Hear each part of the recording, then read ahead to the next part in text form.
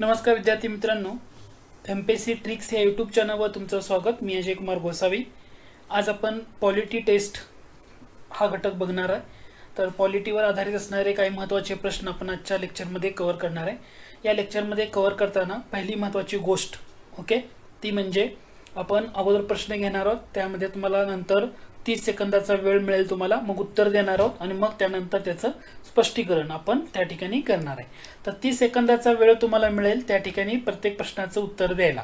ठीक आहे, म्हणजे प्रश्न त्या पद्धतीने जिथं जास्त वेळ पाहिजे तिथं जास्त वेळ तुम्हाला दिला जाईल, हे लक्षात घ्या। ठीक आहे, तुमच्या मित्रांना पण सांगा लवकरात लवकर जॉईन करायला, का म्हणजे तुम्हाला आपल्याला यावर प्रश्न उत्तर हे या ठिकाणी कव्हर करता येतील। ठीक आहे, 1 ते 2 मिनिटांमध्येच आपण आपल्या जे प्रश्नाला सुरुवात करतोय।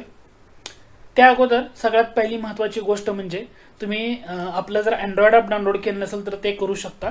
MPSC tricks bye Ajay Kumar या नावानं आपलं ॲप्लिकेशन आहे, ते डाउनलोड करून घ्या। गुगल प्ले स्टोअरवर जाऊन असं सर्च करा। त्या ठिकाणी संयुक्त गट ब आणि गट क पूर्व साठी असणारा कोर्स 6 महिने कालावधी आहे। त्यामध्ये तुम्हाला आपण यामध्ये एकूण 6 विषय आहेत: भूगोल, इतिहास, अर्थशास्त्र, राज्यशास्त्र, चालू घडामोडी, सामान्य विज्ञान। महत्त्वाचे घटक आपण त्या ठिकाणी सगळे कव्हर केलेले आहेत। व्हिडिओ लेक्चर्स आहेत त्याचे, ते तुम्हाला ऐकायला मिळतील, पाहायला मिळतील। प्रत्येक लेक्चर तुम्ही किती वेळा पाहू शकता। पीडीएफ नोट्स तुम्हाला त्या ठिकाणी अवेलेबल होतील, जेणेकरून तुम्हाला जास्तीत जास्त मार्क मिळवण्यासाठी रिव्हिजन या कोर्सच्या माध्यमातून होईल।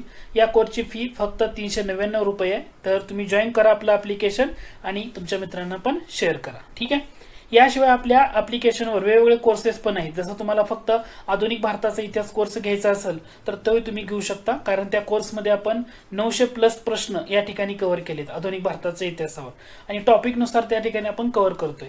ठीक आहे, याची फी तर तुम्हाला 249 म्हटले, पण इथं डिस्काउंट ऑफर आहे, 219 रुपयालाच तुम्हाला तो कोर्स मिळेल आणि प्रत्येक लेक्चर तुम्ही त्या ठिकाणी किती वेळा पाहू शकता। हा कोर्स सुद्धा तिथं अवेलेबल आहे। किंवा एखाद्या विद्यार्थ्याला असं वाटत असेल की आपण चालू घडामोडीचा कोर्स घ्यावा, तर तो सुद्धा कोर्स आपल्या ॲप्लिकेशनवर लॉन्च झालेला आहे, हे लक्षात घ्या। जानेवारी 2024 पासून ते डिसेंबर 2025 पर्यंतच्या घडामोडी तुम्हाला या कोर्समध्ये पाहायला मिळतील। त्याची फी फक्त 149 रुपये, 1.5 वर्ष कालावधी आहे।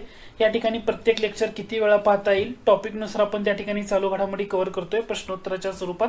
याच्या पीडीएफ सुद्धा तुम्हाला डाउनलोड करता येतील आणि रिव्हिजनसाठी तुम्हाला या कोर्सचा, सगळ्या कोर्सचा जास्तीत जास्त फायदा होईल। ठीक आहे, तर तुम्ही जॉईन करा, तुमच्या मित्रांना पण शेअर करा। त्याच पद्धतीने आपला भारतीय राज्यघटनेवर आधारित असणारा म्हणजे टॉपिकनुसार प्रश्नोत्तरांच्या सिरीजचा कोर्स सुद्धा अवेलेबल आहे। 550 प्रश्न त्याचं संदर्भातील स्पष्टीकरण या कोर्समध्ये तुम्हाला पाहायला मिळेल।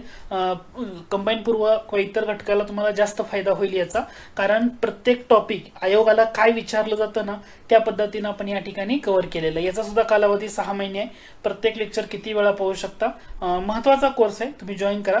त्याच पद्धतीनं भारतीय अर्थव्यवस्थेवर आधारित असणारा म्हणजे जो टॉपिकनुसार प्रश्नोत्तरांचा सिरीज, जो संयुक्त गट ब आणि गट क पूर्व परीक्षेसाठी इम्पॉर्टंट घटक आहे, तो या ठिकाणी कव्हर केलाय। या कोर्सचं वैशिष्ट्य म्हणजे काय, अलीकडच्या काळामध्ये तुम्हाला अर्थसंकल्प असेल किंवा आर्थिक पाहणी अहवाल असेल तर याच्यावर प्रश्न विचारले जातात जास्त करून। तर याच्यावर लेटेस्ट झालेले जे अर्थसंकल्प आणि आर्थिक पाहणी अहवाल आहे ना, याच्यावर 200 प्रश्न आहेत। ठीक आहे, आपण तयार केलेले आहेत। प्रत्येक प्रश्नाचं संदर्भाचे स्पष्टीकरण दिलेलं आहे, तुम्हाला त्याचा जास्तीत जास्त बेनिफिट होईल। तर तुम्ही काय करायचं आहे, गुगल प्ले स्टोअरवर जाऊन MPSC tricks bye Ajay Kumar हे आपले ॲप्लिकेशन डाउनलोड करा, किंवा डिस्क्रिप्शन बॉक्समध्ये मी लिंक देतोय, त्या लिंकला क्लिक करून सुद्धा तुम्ही ते ॲप्लिकेशन डाउनलोड करू शकता। तुम्हाला त्याचा जास्तीत जास्त फायदा होईल आणि तुमच्या मित्रांना शेअर करा। लेक्चर आवडलं तर लाईक करा, कमेंट करा आणि सबस्क्राईब करा। ठीक आहे, तर आता आपण आपल्या लेक्चरला सुरुवात करूया। आपण 1-2 मिनिटं फक्त सुरुवातीचे घेतले होते की जेणेकरून बरेच विद्यार्थी लेट येत आहेत तर त्यांना माहीत असायला हवं म्हणून। ठीक आहे, तर आज आपला पहिला प्रश्न आहे, त्या प्रश्नाकडे जाऊया। पॉलिटी टेस्ट आपण आजच्या भागामध्ये कव्हर करतोय। ठीक आहे, तर तुम्हाला प्रत्येक प्रश्नामध्ये 30 सेकंदाचा वेळ मिळेल आणि तुम्हाला त्याचं उत्तर द्यायचं आहे आणि मग त्या ठिकाणी स्पष्टीकरण असेल। प्रश्न असा होता, मी प्रश्न सांगतो तुम्हाला। प्रश्न असा आहे, राष्ट्रध्वज आणि राष्ट्रगीत घटनासभेनं अनुक्रमे कधी संमत केले? पहिला ऑप्शन आहे 24 जानेवारी 1950, 22 जुलै 1949। दुसरा ऑप्शन आहे 24 जुलै 1947, 24 जानेवारी 1950। तिसरा ऑप्शन आहे 22 जुलै 1947 आणि 26 जानेवारी 1950। आणि चौथा ऑप्शन आहे यापैकी नाही। तुम्हाला उत्तर द्यायचं आहे राष्ट्रध्वज केव्हा संमत केला, पहिला मुद्दा। आणि राष्ट्रगीत केव्हा संमत केलं, हे तुम्हाला उत्तर द्यायचं आहे. ABCD असे तुम्हाला या ठिकाणी ऑप्शन आहे. तुमचा वेळ सुरू होतोय या ठिकाणी. ठीक आहे, थोडासा वेळ घ्या. पहिला प्रश्न आहे, तुम्हाला थोडासा वेळ देतो, उत्तर द्यायचं आहे प्रत्येकाने.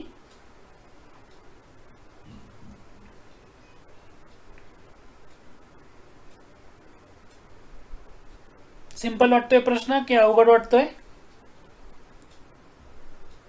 सिंपल आहे, एका लाईनचा प्रश्न आहे. काय असेल उत्तर?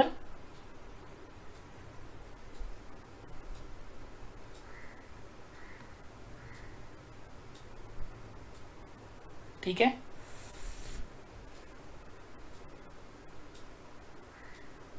ओके. तर या प्रश्नाचं उत्तर बघताना सुरुवातीला तुम्हाला मेन मुद्दा आपण आता उत्तर अगोदर डिस्कस करूया, पाहूया, सांगतो मी उत्तर आणि मग त्यानंतर डिस्कशन बघूया. ठीक आहे, वेळ आपला 30 सेकंद दिला होता, 30 सेकंदापेक्षा जास्त वेळ दिला आपण. ठीक आहे, प्रश्न काय होता? राष्ट्रध्वज आणि राष्ट्रगीत घटनासभेनं म्हणजे संविधान सभेनं अनुक्रमे कधी संमत केलं असं तुम्हाला विचारलेलं आहे. आता ऑप्शन जर बघितले तर तुम्हाला लक्षात येईल. याचं मी उत्तर सांगतो अगोदर. याचं करेक्ट आन्सर येतं पर्याय क्रमांक 4. यापैकी नाही हे उत्तर असणार आहे. का असणार आहे? कारण राष्ट्रध्वज जो होता तर राष्ट्रध्वज हा कधी संमत केला त्याची तारीख कोण सांगू शकेल का? त्याची तारीख काय होती? तर त्याची तारीख होती 22 जुलै 1947. पहिला मुद्दा लक्षात आला. राष्ट्रध्वज जो संमत केला त्याची तारीख काय होती? 22 जुलै 1947. बरोबर. आणि दुसरं काय होतं? राष्ट्रगीत. राष्ट्रगीत जे संमत केलं त्याची तारीख काय होती ते आपण आता इथं बघूया. ठीक आहे, राष्ट्रगीत. ओके, राष्ट्रगीत त्याची तारीख होती, काय तारीख होती? 24 जानेवारी 1950. मला सांगा हे दोन्ही ऑप्शन तुम्हाला पर्यायित कुठं दिसत आहेत का? कारण तुम्हाला इथं शब्दप्रयोग काय वापरलाय? अनुक्रमे असा वापरलेला आहे. पहिल्यांदा 22 जुलै 1947 कुठं दिसतोय का? या ठिकाणी दिसतोय. म्हणजे पर्याय क्रमांक 3 मध्ये उत्तर असू शकतं. ए आणि बी तर तुमचं इलिमिनेट झालं कारण राष्ट्रध्वज हे पहिल्यांदा आहे. पण राष्ट्रगीत जे संमत झालं ते 24 जानेवारी 1950 पाहिजे. इथे किती दिले? 26 जानेवारी दिले. म्हणजे हे सुद्धा ऑप्शन इलिमिनेट झाला. म्हणजे पर्याय क्रमांक 4 हे तुमचं अचूक उत्तर असणार आहे. लक्षात आलं का? राष्ट्रध्वज कधी संमत झाला? 22 जुलै 1947 तारीख लक्षात ठेवा.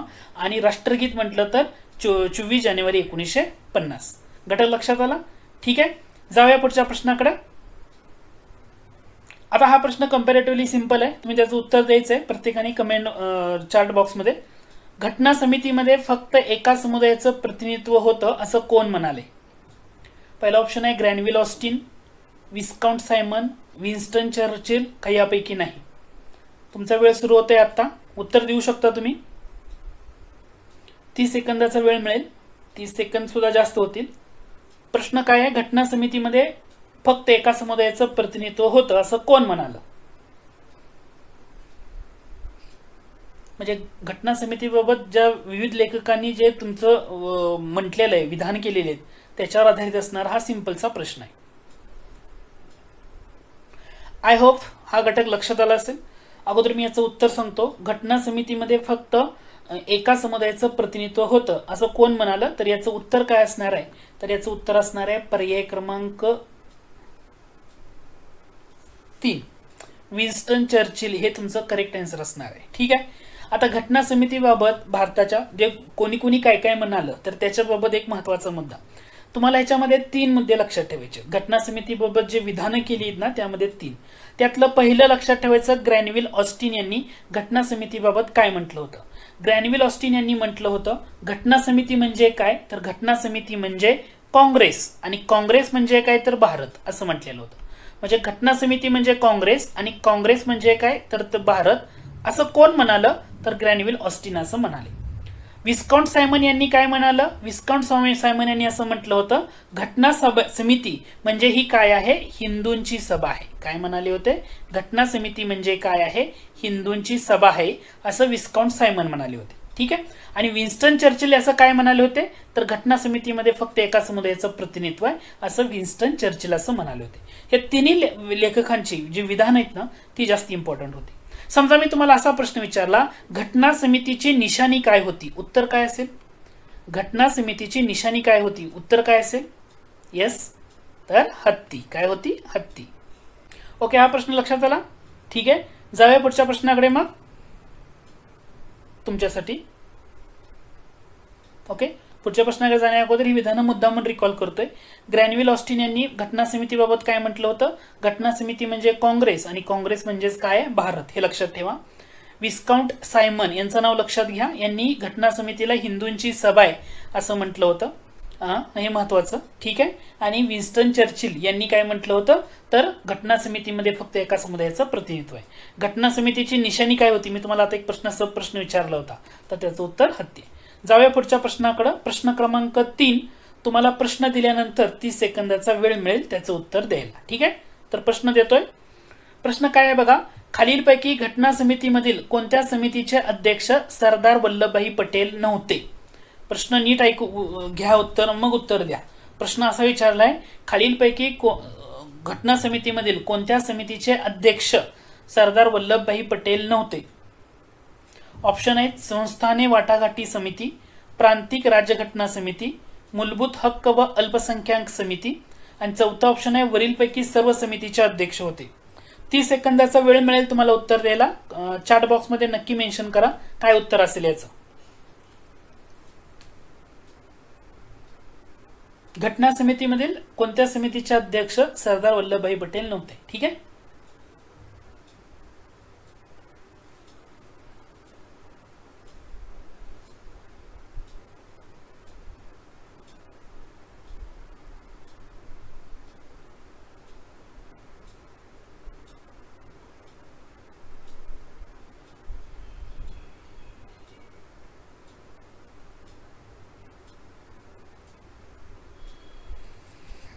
ठीक आहे. सोपा उत्तर होतं. उत्तर द्यायला काय जास्त मला अवघड गेलं नसेल. तर याचं करेक्ट आन्सर येत आहे पर्याय क्रमांक 1. आता कसं येतं ते मी सांगतो. तुम्हाला जेव्हा समित्यांच्या बाबतीमध्ये अभ्यास तुम्ही करता तेव्हा 2 गोष्टी लक्षात ठेवायच्या. सरदार वल्लभभाई पटेल आणि दुसरे नेहरू यांच्याबद्दल लक्षात कसं ठेवायचं? संघाचे नेहरू म्हणजे संघाच्या बाबतीमध्ये जी समिती असेल ना त्याच्यामध्ये जास्त करून तुम्हाला नेहरू पाहायला मिळतात, त्याचे अध्यक्ष आहे. म्हणजे संघाचे नेहरू आणि प्रांताचे पटेल असं लक्षात ठेवायचं. काय लक्षात ठेवायचं?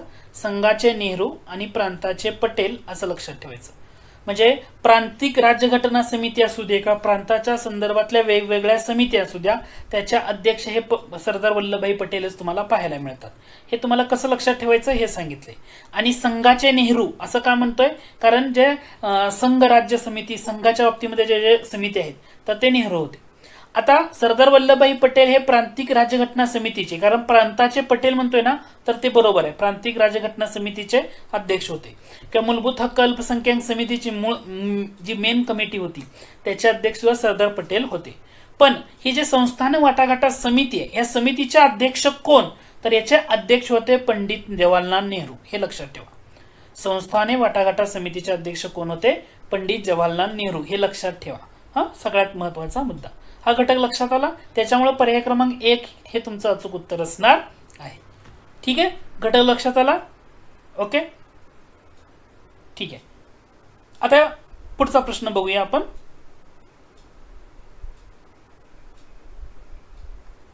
पुढचा प्रश्न आहे. प्रश्न थोडासा मोठा आहे पण उत्तर सिंपल आहे. बालकांना निरोगी व मोकळ्या वातावरणात वाढण्याची आणि आपला विकास करण्याची संधी मिळावी हे मार्गदर्शक तत्व कोणत्या घटना दुरुस्तीने समाविष्ट करण्यात आलं? पहिलं विधान आहे 24वी घटना दुरुस्ती 1971, 42वी घटना दुरुस्ती 1976, 44वी घटना दुरुस्ती 1978 आणि चौथा आहे 97वी घटना दुरुस्ती 2011.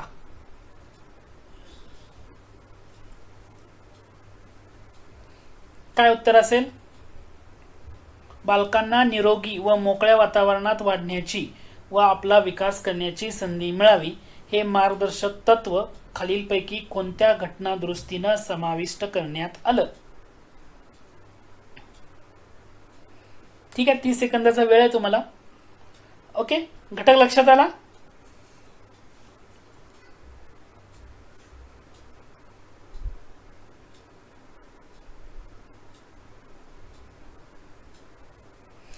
चॅट बॉक्स मध्ये तिथे तुम्हाला आन्सर द्यायचे आहेत तुम्हाला.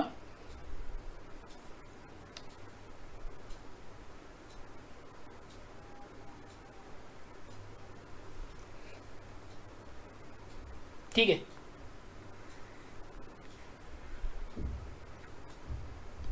ओके, याचं करेक्ट आन्सर सांगतो अगोदर. याचं करेक्ट आन्सर आहे 42वी घटना दुरुस्ती 1976. काय लक्षात ठेवायचं, 42वी घटना दुरुस्ती 1976 हे तुमचं अचूक उत्तर आहे. पहिला महत्वाचा मुद्दा, तुम्हाला हे जे बालकांना निरोगी व मोकळ्या वातावरणात वाढण्याची व आपला विकास करण्याची संधी मिळावी, हे भारतीय राज्यघटनेमधल्या कोणत्या कलमामध्ये हेही तुम्हाला सांगता आलं पाहिजे. कोण सांगू शकेल का? हे जे तत्व आहे, मार्गदर्शक तत्व, भारतीय राज्यघटनेच्या कोणत्या कलमामध्ये पाहायला मिळतं? यस, आर्टिकल 39 आणि सब ऑप्शन्स एफ. आर्टिकल 39च्या सब ऑप्शन्स एफ मध्ये हे तत्व तुम्हाला पाहायला मिळतं की बालकांना निरोगी व मोकळ्या वातावरणात वाढण्याची आणि आपला विकास करण्याची संधी मिळावी, हे मार्गदर्शक तत्व. घटक लक्षात येतोय? ठीक आहे. आता एक घटक लक्षात घ्या, 42वी घटना दुरुस्ती अधिनियम 1976 आहे. याच्या अन्वये किती मार्गदर्शक तत्वांचा मूळ सूचीमध्ये समावेश करण्यात आला? तर त्याच्यामध्ये एकूण 4 मार्गदर्शक तत्व आहेत. ती 4 मार्गदर्शक तत्व कोणत्या आर्टिकल मध्ये येतात? तर पहिल्यांदा 4 आर्टिकल तुम्हाला लक्षात घ्यायचे. 39F, दुसरं 39A कॅपिटल ए, तिसरा घटक लक्षात घ्यायचा आहे आर्टिकल 43A, आणि चौथा घटक लक्षात घ्यायचा आहे आर्टिकल 48A. असे एकूण 4 आर्टिकल आहेत. हे 4 आर्टिकल तुम्हाला लक्षात ठेवायचे. ठीक आहे. मग ह्या 4 आर्टिकल मध्ये कोणते कोणते मुद्दे आहेत ना, याला तुम्ही फोकस करा. की मी परत एकदा सांगतो, जी 42वी घटना दुरुस्ती अधिनियम होता 1976चा, तर 4 नवीन मार्गदर्शक तत्वांचा समावेश करण्यात आला. पहिला आहे कलम 39F.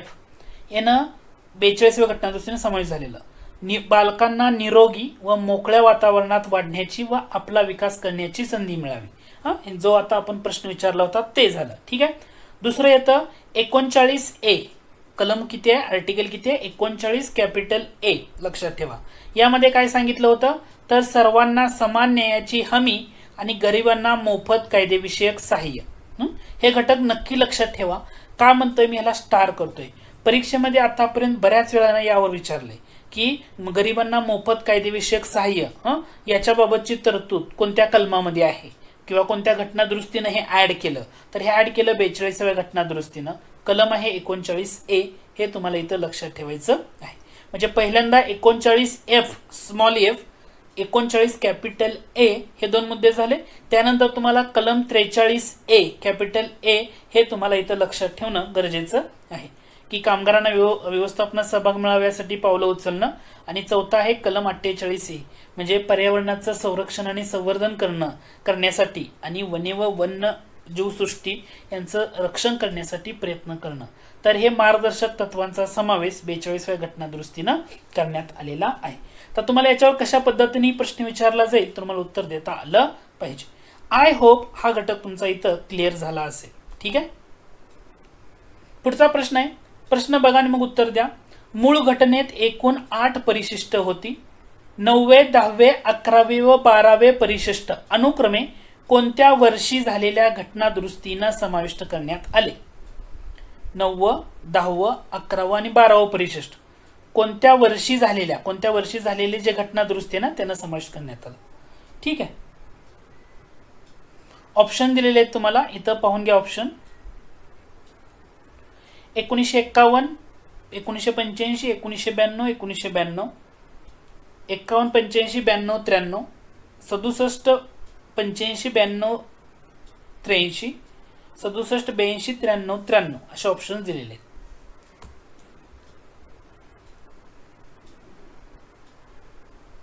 तीस सेकंदाचा वेळ आहे उत्तर द्यायला. थोडा विचार करा. तुम्ही लगे एलिमिनेट करा. अशा टाईपच्या प्रश्नाला एलिमिनेशन मेथड वापरा.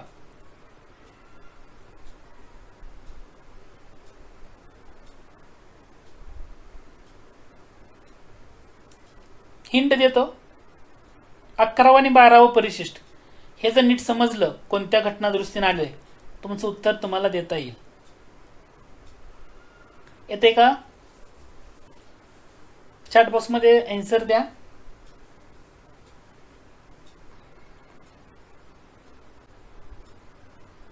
ओके.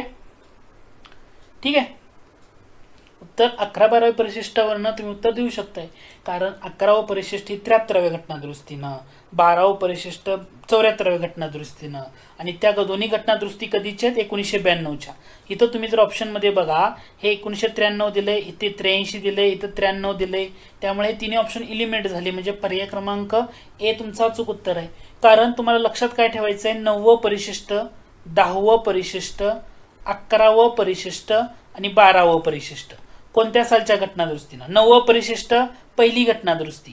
पहिली घटनादुरुस्ती कधी झाली? 1951 मध्ये झाली, म्हणजे येणार बरोबर. 10वं परिशिष्ट 10वं परिशिष्ट ही 52वी घटनादुरुस्ती. कितवी घटनादुरुस्ती? 52, 52. किती सालाची आहे? 1985. ओके, पक्षांतर बंदीच्या बाबतीतली, तो मुद्दा झाला. त्यानंतर 11वं परिशिष्ट 73वी घटनादुरुस्ती. 73वी घटनादुरुस्ती किती सालाची आहे? 1992 तुमचं उत्तर असणार आहे. आणि चौथा ऑप्शन येतो 74वी घटनादुरुस्ती. कोणत्या वर्षीची आहे? 1992. मग उत्तर काय असणार आहे तुमचं? 1951, 1985, 1992 आणि 1992. म्हणून पर्याय क्रमांक 1 हे तुमचं अचूक उत्तर असणार आहे. घटक लक्षात आला? ठीक आहे, सिंपलचा प्रश्न होता. फक्त 11-12 परिशिष्टावरनं तुम्ही ते ऑप्शन इलिमिनेट करू शकला असता. ओके, तुम्ही जर आपला अँड्रॉइड ॲप डाउनलोड केलं नसेल तर ते नक्की करा. गुगल प्ले स्टोअरवर जाऊन MPSC tricks bye Ajay Kumar या नावानं सर्च करा, किंवा डिस्क्रिप्शन बॉक्समध्ये मी लिंक देतोय, त्या लिंकला क्लिक करून सुद्धा तुम्ही ते ॲप्लिकेशन डाउनलोड करू शकता. ठीक आहे, आपला पुढचा प्रश्न आहे. प्रश्न बघा, भारतीय संघराज्य हे पूर्णपणे संघराज्य नाही, पूर्णपणे एकात्म राज्यही नाही, परंतु दोन्हीचा संगम असलेलं आहे, असं वर्णन कोणी केलं? म्हणजे भारतीय संघराज्याच्या वर्णनाबाबत प्रश्न विचारला जातो. MPSC मध्ये जास्त करून जोड्या लावाचा प्रश्न यावर विचारला जातो. कसा विचारला जातो? जोड्या लावाचा. पण तुम्हाला आता सिंपल विधान विचारलंय की पूर्णपणे संघराज्य नाही, पूर्णपणे एकात्म राज्य नाही, परंतु या दोन्हीचा संगम आहे. मॉरिस जोन्स, KV राव, ग्रॅनविल ऑस्टिन आणि दुर्गादास बसू असे 4 ऑप्शन दिलेत. कमेंट बॉक्समध्ये तुम्हाला उत्तर द्यायचं आहे, चॅट बॉक्समध्ये. भारतीय संघराज्य हे पूर्णपणे संघराज्य नाही, पूर्णपणे एकात्म राज्यही नाही, परंतु दोन्हीचा संगम असलेले आहे, असे वर्णन कोणी केलं? 30 सेकंदाचा वेळ आहे, वेळ कमी सुद्धा होऊ शकेल. ठीक आहे, डायरेक्ट विधान आहे, तुम्हाला लक्षात आलं पाहिजे. ओके,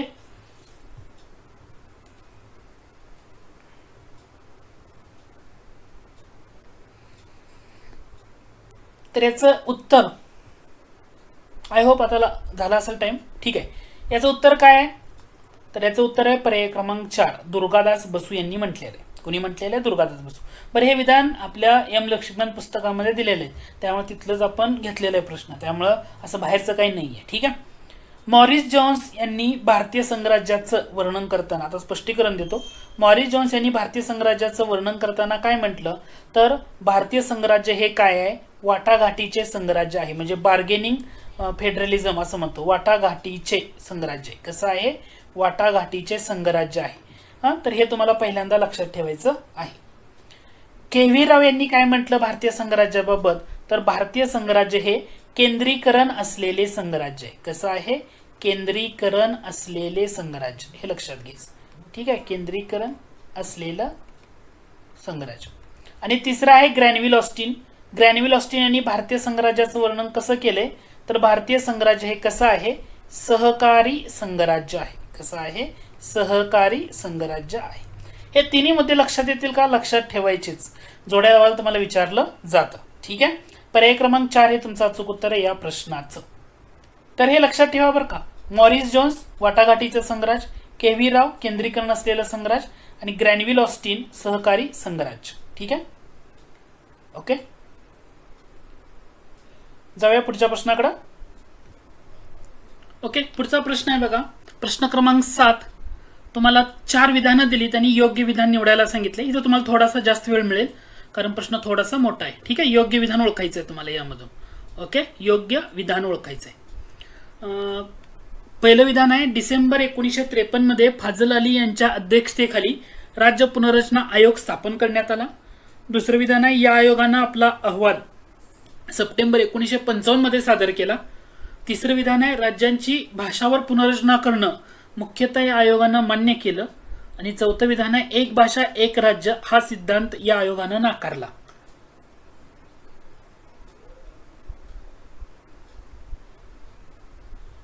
कोणतं बरोबर कोणतं चुकीचं पर्याय इथं आहेत खाली. ठीक आहे, ज्यांना ABCD हे पर्याय आहेत आणि हे उत्तर द्यायचं आहे तुम्हाला. ठीक आहे, 1 3 4 बरोबर, 1 4 बरोबर, 1 2 4 बरोबर का वरीलपैकी कोणतंही चुकीचं नाही. चॅट बॉक्समध्ये उत्तर द्या. आणि जे कोणी नवीन जॉईन होत आहे तर त्यांनी लक्षात घ्या, आपला अँड्रॉइड ॲप तुम्ही डाउनलोड करा. गुगल प्ले स्टोअरवर जाऊन MPSC tricks bye Ajay Kumar या नावानं आपलं ॲप्लिकेशन आहे, ते ॲप्लिकेशन तुम्ही डाउनलोड करू शकता. त्या ठिकाणी वेगवेगळे कोर्सेस आहेत, चालू घडामोडी, पॉलिटी, हिस्ट्री, जिओग्राफी. ठीक आहे, आणि खूप कमी किमतीमध्ये तुम्हाला ते अवेलेबल आहेत. हां, जास्त नाही, खूप कमी किमतीमध्ये अवेलेबल आहेत. चालू घडामोडी 150 रुपयाचा आहे, इतिहासाचा 219 रुपयाला कोर्स आहे आपला, इकॉनॉमिक्स पॉलिटी 199 रुपयाचे कोर्सेस आहेत. ठीक आहे, ओके. उत्तर ठीक आहे. आता याचं उत्तर जर तुम्ही बघितलं तर याचं उत्तर येतं पर्याय क्रमांक किती, तर याचं उत्तर आहे पर्याय क्रमांक 4, कारण यामध्ये कोणतंही चुकीचं नाही. ठीक आहे, आता 2 मुद्दे लक्षात ठेवायचे. MPSCने यावर प्रश्न विचारताना एकदा तसा विचारला म्हणून आपण तो कव्हर करतोय की राज्य पुनर्रचना आयोग स्थापन कधी करण्यात आला, हे पहिल्यांदा लक्षात ठेवायचं. कधी? डिसेंबर 1953. त्यामुळे हे विधान बरोबर आहे आणि फाजल अली यांच्या अध्यक्षतेखाली. ठीक आहे, या आयोगाला पाक आयोग असंही म्हटलं जातं. ओके, पाक आयोग असंही म्हटलं जातं. Okay, yes. ओके, दुसरा मुद्दा, यामध्ये पहिलं विधान बरोबर, दुसरं विधान सप्टेंबर 1955 मध्ये हा अहवाल देण्यात आला. भाषावर पुनर्रचना करणं आयोगानं मान्य केलं, हेही बरोबर आहे. आणि एक भाषा एक राज्य हा सिद्धांत या आयोगानं म्हणजे एका भाषेला एक राज्य नको असा सिद्धांत नाकारला. तर पर्याय क्रमांक 4 हे तुमचं काय असणार आहे, इथं अचूक उत्तर असणार आहे. ठीक आहे, जाऊया पुढच्या प्रश्नाकडं. पुढचा प्रश्न आहे, तुम्हाला 4 विधानं दिली आणि योग्य विधान ओळखायला सांगितले. ठीक आहे, आन्सर द्यायचं चॅट बॉक्समध्ये. 4 विधान आहेत, योग्य विधान ओळखा असं म्हटलंय. घटना दुरुस्तीबद्दल आहेत, 10वी 12वी आणि 14वी घटना दुरुस्ती या बाबतीत.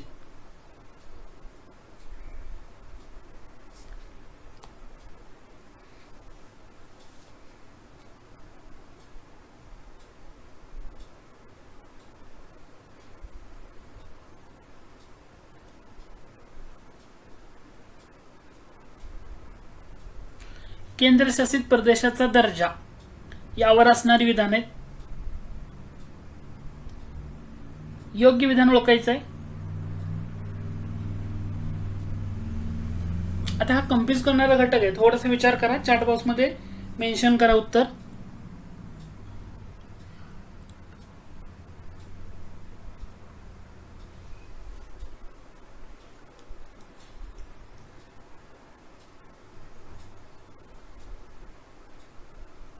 ठीक आहे, याचं उत्तर तुम्ही आय होप दिलं असेल. तर याचं करेक्ट आन्सर सांगतो.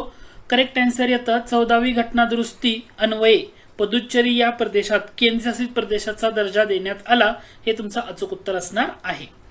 याच्यासाठी तुम्हाला लक्षात काय ठेवायचं, 3 घटना दुरुस्ती आहेत. एक आहे 10वी, दुसरी आहे 12वी आणि तिसरी आहे 14वी. लक्षात कसं ठेवायचं, दादा गप हे 3 म्हणजे केंद्रशासित प्रदेशाचा दर्जा दिलेल्या घटना दुरुस्ती लक्षात ठेवताना त्याची ट्रिक आहे. ट्रिक काय लक्षात ठेवायची, दादा गप. असं का लक्षात ठेवायचं म्हणतोय, कारण तुम्हाला हे ट्रिक जर लक्षात ठेवली तर तुम्हाला उत्तर त्याचं डेफिनेटली त्या ठिकाणी काढता येईल. या ठिकाणी पहिला दा म्हणजे काय, दादरा नगर हवेली. पहिला दा म्हणजे काय, दादरा नगर हवेली. त्यानंतरचा दा म्हणजे काय आहे, तर दमन दीव, जे दादरा नगर हवेली आणि दमन दीव. ओके, त्यानंतरचा ग म्हणजे काय, गोवा. आणि प म्हणजे काय, पुदुच्चेरी. घटक लक्षात येतोय का, पहिला दा म्हणजे दादरा नगर हवेली, दुसरा दा म्हणजे दमन दीव, तिसरा ग म्हणजे ग म्हणजे गोवा आणि प म्हणजे पुदुच्चेरी. तर यामध्ये हे जे तुम्हाला घटक सांगितला ह्यातला पहिला दा म्हणजे काय, दादरा नगर हवेली. कोणत्या घटना दुरुस्तीनं, 10व्या घटना दुरुस्तीनं. इथं दमन दीव दिल्यामुळं 10व्या घटना दुरुस्तीच्या बाबतीमध्ये विधान चुकीचं आहे. पहिला दा म्हणजे काय, दादरा नगर हवेली. ओके, मग इथं तुम्हाला काय पाहिजे होतं, तर पहिल्या विधानामध्ये दमन दीव दिले तर हे नको होतं. दमन दीवच्या ऐवजी इथं काय पाहिजे होतं, दादरा नगर हवेली. काय पाहिजे होतं, दादरा नगर हवेली. मग हे तुमचं बरोबर ठरलं असतं. 12व्या घटना दुरुस्तीनं पुढचा दा म्हणजे काय, दमन दीव पाहिजे होतं, पण इथं दिलंय काय, दादरा नगर हवेली. म्हणजे हे चुकीचं आहे. इथं पाहिजे होतं दमन दीव आणि गोवा. दमन दीव म्हणजे गोवा दमन दीव असं म्हणतो आपण, हे पाहिजे होतं. यांना केंद्रशासित प्रदेशाचा दर्जा मिळाला होता तो. आणि प म्हणजे काय, पदुच्चेरी 14व्या घटना दुरुस्तीने मिळालाय. क्रमानं तुम्ही लक्षात ठेवता, म्हणून हे विधान बरोबर आहे. म्हणजे 10, 12, 14 ह्या घटना दुरुस्त्या कशा लक्षात ठेवायच्या, मी तुम्हाला कसं सांगितलं. 10, 12, 14 दादा गप अशी ट्रिक आहे, ती ट्रिक लक्षात घ्यायची. पहिला दा म्हणजे दादरा नगर हवेली, पुढचा दा आणि ग म्हणजे एक तर दमन दीव आणि गोवा. गोवा आणि दमन दीव म्हणतो ना, तर गोवा पण येणार, दमन दीव पण येणार त्याच्यामध्ये. म्हणजे हे 12व्या घटना दुरुस्तीनं. आणि शेवटचा प म्हणजे इथं पदुच्चेरी 14व्या घटना दुरुस्तीनं. हे तुमचं अचूक उत्तर असणार आहे. घटक लक्षात आला. तर यावर कन्फ्यूज होऊ देऊ नका. केंद्रशासित प्रदेश हा मुद्दा चर्चेत असलेला. ठीक आहे, ओके. जाऊया पुढच्या प्रश्नाकडे. पुढच्या प्रश्नाकडे जाण्या अगोदर तुम्ही जर आपला अँड्रॉइड ॲप डाउनलोड केलं नसेल तर ते नक्की करा. MPSC tricks bye Ajay Kumar या नावानं आपलं ॲप्लिकेशन आहे. गुगल प्ले स्टोअरवरनं ते डाउनलोड करू शकता किंवा डिस्क्रिप्शन बॉक्समध्ये मी लिंक देतोय, त्या लिंकवरनं करा.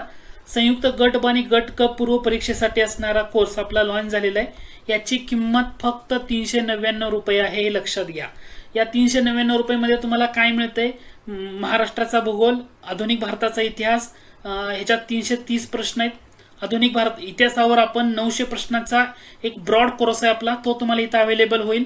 अर्थशास्त्रावर प्रश्नोत्तराच्या स्वरूपामध्ये कव्हर होईल. आणि याच्यामध्ये आणखी आपण ऍड काय केलंय, तर जो आपला आर्थिक पाहणी अहवाल आणि अर्थसंकल्प याच्यावर जे प्रश्न विचारले गेलेत रिसेंटली, तर रिसेंटली झालेल्या अर्थसंकल्पाने याच्यावर 200 एक्स्ट्रा प्रश्न दिलेले आहेत तुम्हाला. तर याचा तुम्हाला फायदा होईल. राज्यशास्त्र 550 प्रश्नापेक्षा जास्त प्रश्न या ठिकाणी कव्हर केले टॉपिक वाईज. रिव्हिजन ओरिएंटेड तुम्हाला त्याचा जास्त फायदा होईल. चालू घडामोडी 2024 जानेवारी 2024 पासूनच्या घडामोडी त्या आतापर्यंत झालेल्या सगळ्या, म्हणजे 25 पर्यंतच्या 2025 मध्ये असणाऱ्या पण घडामोडी त्यामध्ये कव्हर आहेत. सामान्य विज्ञान बायोलॉजीचे सगळे कोर्स लेक्चर्स कव्हर केलेत. 500 प्रश्न आहेत बायोलॉजीचे, तेही तुम्हाला इथं अवेलेबल होतील. प्लस जो तुमचा फिजिक्स आणि केमिस्ट्री मधला महत्वाच्या घटकावर प्रश्न तुम्हाला तिथे दिलेले आहेत, ते सोडवायचे आहेत तुम्हाला. दुसरं महत्वाचं म्हणजे टेस्ट सिरीज तुम्हाला सामान्य विज्ञानाची दिलेली आहे, तिथं ऑनलाईन पण सोडवू शकता. आणि कालावधी फक्त 6 महिने. तुम्हाला फक्त अंकगणित आणि बुद्धिमत्ता सोडल्यानंतर बाकी असणारा महत्वाचा घटक या ठिकाणी पाहायला मिळतो. तर हा कोर्स 399 रुपयामध्ये आहे, तुम्ही नक्की जॉईन करा. हा कोर्स तुम्हाला त्याचा फायदा होईल. प्रत्येक लेक्चर किती वेळा पाहता येईल हे याचं वैशिष्ट्य आहे. 6 महिने तुम्ही किती वेळा एक लेक्चर पाहू शकता. आणि रिव्हिजनसाठी हा कोर्स तुम्ही जॉईन करणं जास्त गरजेचं आहे. ठीक आहे, तर आज आपण काय करूया, पुढच्या प्रश्नाकडे जाऊया. ठीक आहे, पुढचा प्रश्न आहे बघा, उत्तर द्यायचं आहे. राज्यसंस्था उत्पन्न, दर्जा, सुविधा आणि संधी यामधील विषमता कमी करेल हे भारतीय राज्यघटनेतलं कलम 38 मध्ये कोणत्या घटना दुरुस्तीनं समाविष्ट करण्यात आलं. 44वी घटना दुरुस्ती, 42वी घटना दुरुस्ती, 38वी का 24वी. आणि हा पॉइंट खूप महत्वाचा आहे. ठीक आहे,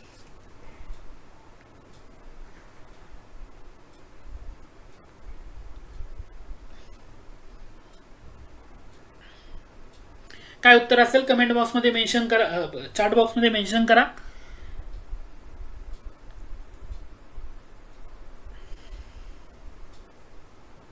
सिंपल आहे, त्याचा अभ्यास व्यवस्थित आहे ना, तर त्याला हे उत्तर देता येईल. आणि एमपीएससी मध्ये यावर खूप वेळा प्रश्न विचारून झालाय, त्यामुळे हे जास्त इम्पॉर्टंट आहे.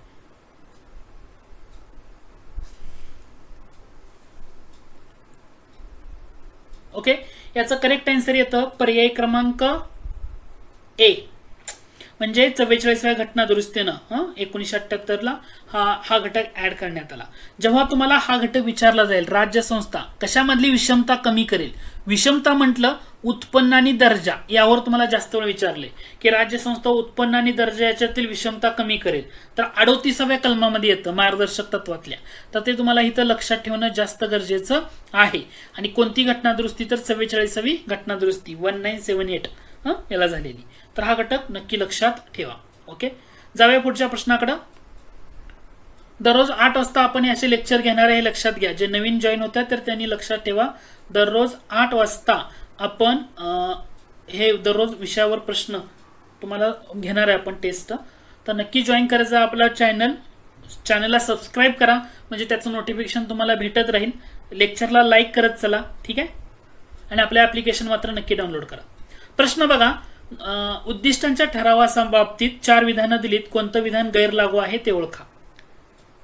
काय उत्तर असेल चॅट बॉक्समध्ये मेन्शन करा. मी वाचून दाखवत नाही, स्क्रीनवर तुम्हाला प्रश्न दिसतोय, नक्की मेन्शन करा. उद्दिष्टांच्या ठरावासंदर्भात खालीलपैकी कोणतं विधान गैरलागू आहे.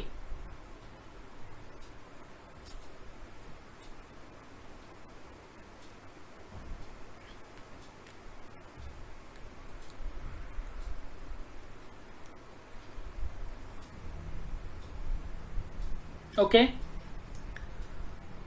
कमेंट चॅट बॉक्समध्ये मेन्शन करा उत्तर काय असेल.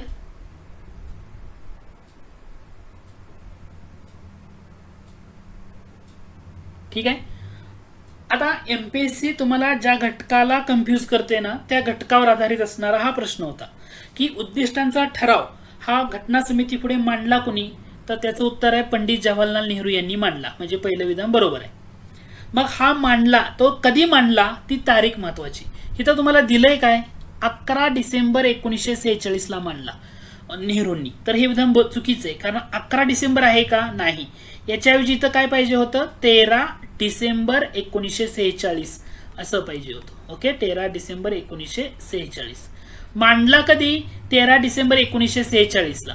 बरं, कोणी सांगू शकेल का हा उद्दिष्टांचा ठराव संमत कधी करण्यात आला, हा उद्दिष्टांचा ठराव संमत कधी करण्यात आला. उत्तर कोण देऊ शकेल. यस, चॅट बॉक्समध्ये मेन्शन करा. संमत कधी केला. येस, 22 जानेवारी 1947 ला संमत करण्यात आला. कधी संमत करण्यात आला, 22 जानेवारी 1947 ला. इथं 11 डिसेंबर दिल्यामुळे चुकीचं आहे, आणि उद्दिष्टांचा ठराव घटना समितीपुढे दिशादर्शक होता, बरोबर आहे. म्हणजे 2 तारखा. मांडला कधी, 13 डिसेंबर 1946. संमत कधी झाला, 22 जानेवारी 1947. ह्या 2 तारखा. म्हणून याचं उत्तर काय, पर्याय क्रमांक 2 हे त्याचं अचूक उत्तर असणार आहे. ठीक आहे, जाऊया पुढच्या प्रश्नाकडे मग. ओके, आता प्रश्न मी वाचून दाखवत नाही, तुम्हाला 2 फक्त सांगतो. 3 विधानं दिलेली आहेत आणि कोणतं बरोबर आहे ते ओळखा. पर्याय खाली येतं. ठीक आहे, आन्सर द्यायचं, चॅट बॉक्समध्ये उत्तर द्या. प्रश्न क्रमांक 11चं उत्तर काय असेल. जे नवीन येत आहेत त्यांनी लक्षात ठेवा, दररोज 8 वाजता आपण अशा टाईपच्या प्रश्नोत्तराच्या स्वरूपामध्ये आपल्या यूट्यूब चॅनलवर लेक्चर कव्हर करतोय. तर तुम्ही नक्की जॉईन करा. चॅनलला सबस्क्राईब करायला विसरू नका. तुमच्या मित्रांना पण शेअर करा, लाईक करा, आणि आपला अँड्रॉइड ॲप्लिकेशन डाउनलोड केलं नसेल तर ते करा. खूप कमी किमतीमध्ये कोर्सेस तुम्हाला त्या ठिकाणी अवेलेबल आहे. काय उत्तर असेल प्रश्न क्रमांक 11. एक सिंपल आणि बेसिक घटक आहे.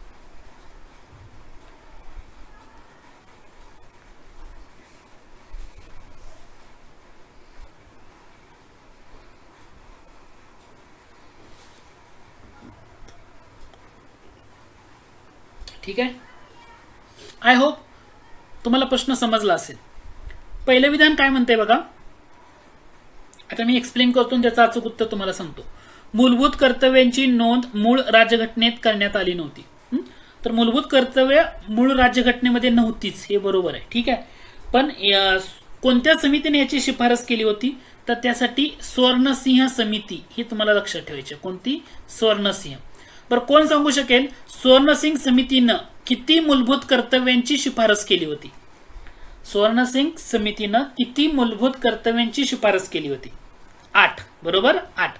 पण संसदेनं कायदा करून, म्हणजे संसदेनं किती मूलभूत कर्तव्यांचा समावेश केला, 10. हे लक्षात ठेवा.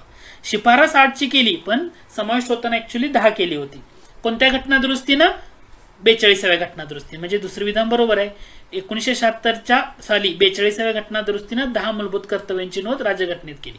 पण स्वर्णसिंह समितीनं 8ची शिफारस केली, करताना ऍड किती केले, 10 केले. तिसरं विधान बघा, 2004 साली 86व्या घटना दुरुस्तीनं 11व्या मूलभूत कर्तव्याचा समावेश करण्यात आला. एमपीएससी याच्यावर कायम फोकस करते. 86वी घटना दुरुस्ती 2004 ची आहे का, नाही. किती सालची आहे, 2002.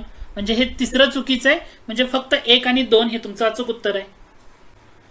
आता ही 86वी घटना दुरुस्ती याच्यावर परीक्षेला किती वेळा प्रश्न आलाय? खूप वेळा. किती सालचे? 2002 सालचे. त्याच्यामुळे 1 आणि ए उत्तर हे तुमचं अचूक उत्तर असणार आहे. बरं, कशाच्या संदर्भातला आहे 86वी घटना दुरुस्ती? शिक्षणाच्या संदर्भातला. हा मुद्दा इथे लक्षात घ्या. ओके, आय होप याचं उत्तर लक्षात आलं. ठीक आहे, जाऊया पुढच्या प्रश्नाकडं.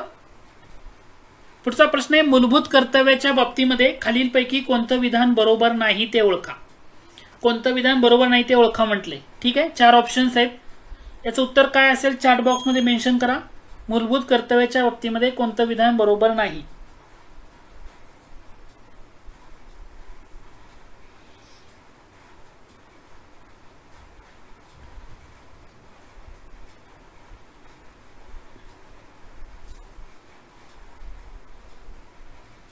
काय उत्तर असेल?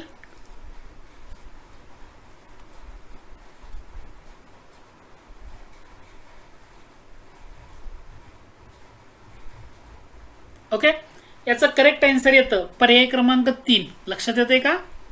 आता एक लक्षात घ्या, मूलभूत कर्तव्य 42व्या घटना दुरुस्तीने समाविष्ट केले, हे बरोबर आहे. राज्यघटनेतला विभाग 4A, भाग 4A मध्ये नव्या विभागात समाविष्ट केला. पण आर्टिकल 51 आहे का? नाही, आर्टिकल 51A पाहिजे होतं, म्हणून हे तिसरं चुकीचं आहे. आणि फक्त भारतीय नागरिकांनाच मूलभूत कर्तव्य आहेत, हे तुमच्या लक्षात असू द्या. त्याच्यामुळे पर्याय क्रमांक 4 सुद्धा बरोबर आहे. चुकीचं कोणतं आहे? पर्याय क्रमांक 3. 51 नसून 51A हे आर्टिकल तुम्हाला सांगता आलं पाहिजे होतं. ठीक आहे, ओके, ठीक आहे. पुढचा प्रश्न. ओके, याचं उत्तर द्या. प्रश्न क्रमांक 13. जे नवीन विद्यार्थी येतात त्यांनी लक्षात ठेवा, दररोज 8 वाजता आपण लेक्चर यूट्यूबवर घेतोय. अशा प्रकारे प्रश्नोत्तराच्या स्वरूपात तुम्ही त्या ठिकाणी जॉईन होऊ शकता आणि प्रश्नांची उत्तरं देऊ शकता. ठीक आहे, आपल्या चॅनलला सबस्क्राईब करा मात्र, जे नवीन विद्यार्थी येत आहेत ते, आणि अँड्रॉइड ॲप डाउनलोड करा. ठीक आहे, वेगवेगळे कोर्सेस तुम्हाला त्या ठिकाणी अवेलेबल आहेत. काय उत्तर असेल राष्ट्रपती राजवटीच्या बाबतीमध्ये? प्रश्न होता काय? ओके, राष्ट्रपती राजवटीची घोषणा केल्यापासून किती महिन्याच्या कालावधीत त्या घोषणेला संसदेच्या दोन्ही सभागृहांनी मान्यता देणं आवश्यक असतं? राष्ट्रपती राजवट, बी उत्तर आहे, बी. ठीक आहे, पुढचा प्रश्न आहे, 4 जोड्या दिलेत, कोणती जोडी बरोबर आहे ते ओळखा म्हटले, आणि ऑप्शन इथं आहेत बघा, ABCD. मूलभूत हक्कांच्या बाबतीमध्ये 4 जोड्या दिलेत, कोणतं बरोबर कोणतं चुकीचं? थोडंसं नीट ऑब्झर्व करा बरं का, कन्फ्यूज व्हाल.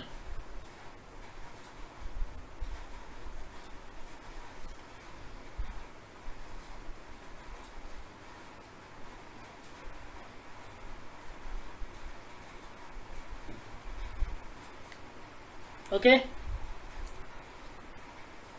आन्सर द्यायला वेळ जास्त राहतोय का, कमी करायला पाहिजे का? चॅट बॉक्स मध्ये रिप्लाय द्या.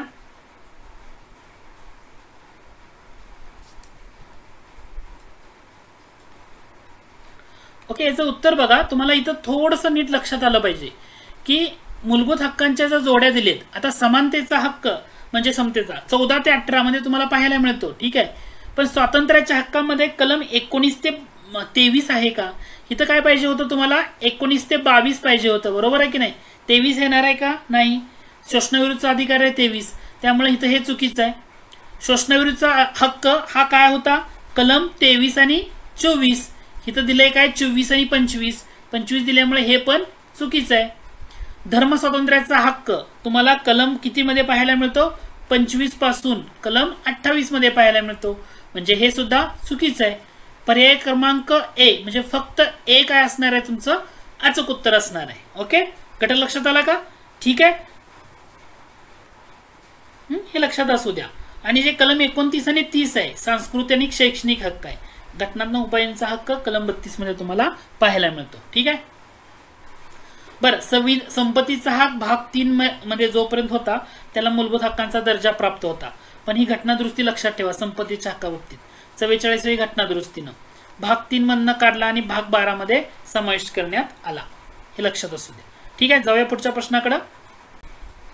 याचं उत्तर काय आहे बघा. पर्याय 3 पर्याय आहेत, कोणतं बरोबर आहे ते ओळखा. पर्याय तुम्हाला इथं खाली दिलेले आहेत. ABCD हे उत्तर द्यायचं आहे. 3 विधान आहेत. योग्य विधान ओळखायला सांगितलंय.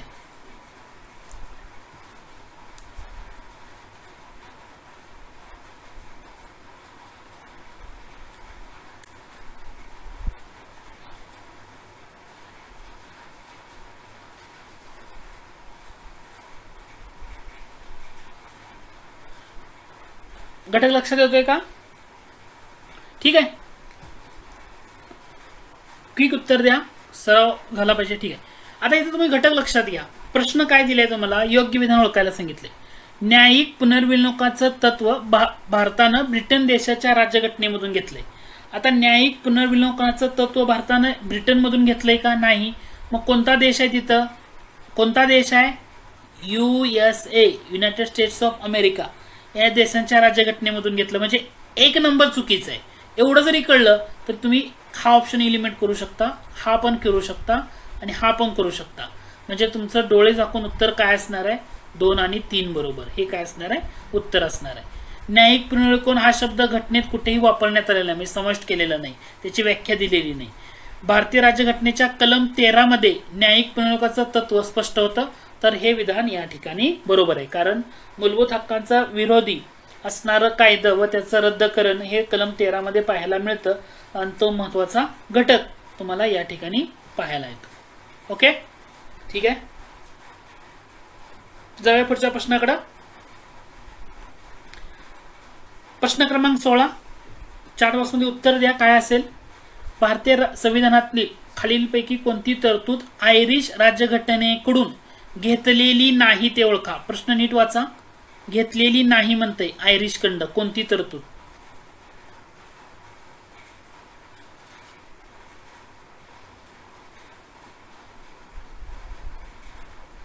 सिंपलचा प्रश्न आहे, 1 लाइनर मधला. काय असेल उत्तर?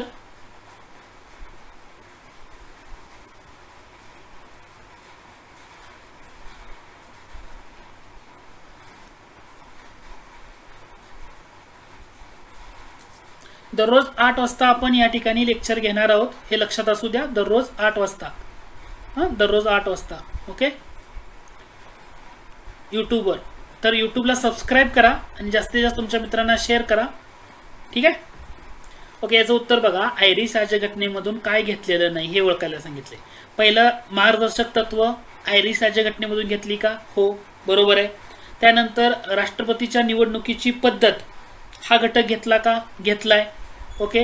राज्यसभेवर काही सदस्यांचं नामनिर्देशन हे करण्याची तरतूद हे सुद्धा घेतलंय. राज्यसभेच्या सदस्यांची निवडणूक हे आपण आयरिश राज्यघटनेमधून घेतलंय का? नाही. तर हे कुठून घेतलं? कुठून घेतलं? दक्षिण आफ्रिकेच्या राज्यघटनेमधून. हे लक्षात ठेवा. दक्षिण आफ्रिकेच्या राज्यघटनेमधून ही तरतूद घेतलेली आहे. आता दक्षिण आफ्रिकेच्या राज्यघटनेमधून आणखी एक घेतले आपण. ओके, घटना दुरुस्तीची पद्धत. ओके, हे इथे लक्षात राहू द्या. म्हणजे राज्यसभेच्या सदस्यांची निवडणूक, घटना दुरुस्ती पद्धत हे सुद्धा आपण कुठून घेतलं? तर दक्षिण आफ्रिकेच्या राज्यघटनेमधून घेतलेलं आहे. तर हा घटक लक्षात आला का? ओके, याला तुम्ही थोडं फोकस करा. ओके, ठीक आहे. Yes, okay. दररोज 8 वाजता आपण अशा प्रकारे हे प्रश्न कव्हर करतोय.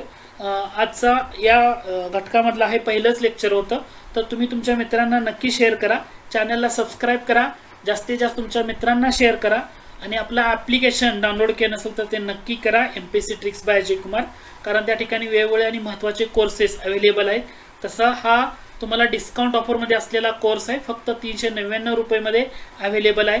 संयुक्त गट आणि गट क पूर्वची तयारी करणाऱ्या विद्यार्थ्यांसाठी 6 विषय आहेत आणि तुम्हाला डिटेलमध्ये ॲनालिसिस या कोर्सचं पाहायला मिळेल. रिव्हिजनसाठी हा कोर्स खूप महत्त्वाचा आहे. मी अजूनही सांगतो, कारण असा घटक आपण कव्हर केला की त्याची रिव्हिजनमध्ये तुम्हाला जास्त फायदा यामध्ये होईल. 6 महिन्याचा कालावधी आहे. प्रत्येक लेक्चर तुम्ही किती वेळा पाहू शकता. इतिहास, भूगोल, अर्थशास्त्र, राज्यशास्त्र, चालू घडामोडी आणि सामान्य विज्ञानाचा. तर तुम्ही नक्की जॉईन करा, तुम्हाला त्याचा जास्त बेनिफिट होईल रिव्हिजन ओरिएंटेड. तर आज आपण इथं थांबूया. दररोज रात्री 8 वाजता आपलं हे लेक्चर होईल. तर नक्की जॉईन करा आणि तुमच्या मित्रांना पण शेअर करा. ओके, ठीक आहे. उद्या भेटूया 8 वाजता. थँक्यू.